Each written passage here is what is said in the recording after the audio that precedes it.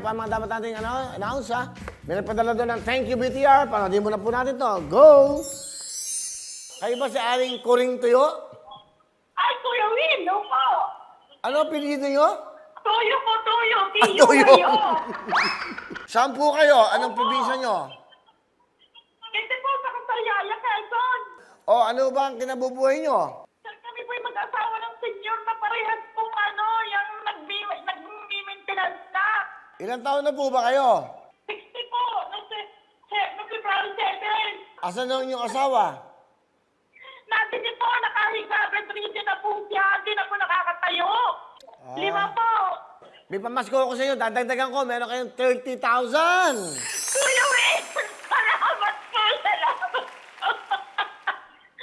Kuya Will, masaya po ako. Salamat, Lord. Salamat, Will. Sana po madami po kayo matulungan.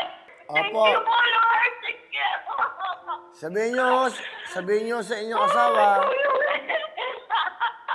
Napainom po ako ng anak ko ng tubig. Hindi ko kumakahinga. Sa tuwa ko, Kuya Will. Kasi ang gusto. O nay, mag-relax lang kayo. Mag-relax kayo ha. Kasapin ko yung anak nyo. Di ba kung nakagalaala ako po kasi yung nagkakakorek sa kanya. Maraming salamat po. Merry Christmas sa inyo. Merry Christmas. Merry Christmas din po, Kuya Will. Maraming salamat po. Bye-bye. Ako po'y lubos na nagpapasalamat sa inyo ng walang katapusang pasasalamat. At ako po'y inyong natawagan. Ako po'y malaking tulong po sa akin na ako'y inyong natawagan. May pambili na po ako ng mga gamot ng naming mag-asawa. Maraming salamat, Kuya Will. Salamat po. Okay, salamat din po ha. At lagi kayo nanonood.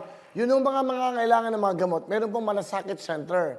At syempre, alam niyo naman po kung sino ang kaninong project yan. So, yan po ay pwede niyong puntahan at humingi po kayo ng tulong dyan para sa mga pangailangan yung gamot. At dyan ho, isusuportahan kayo.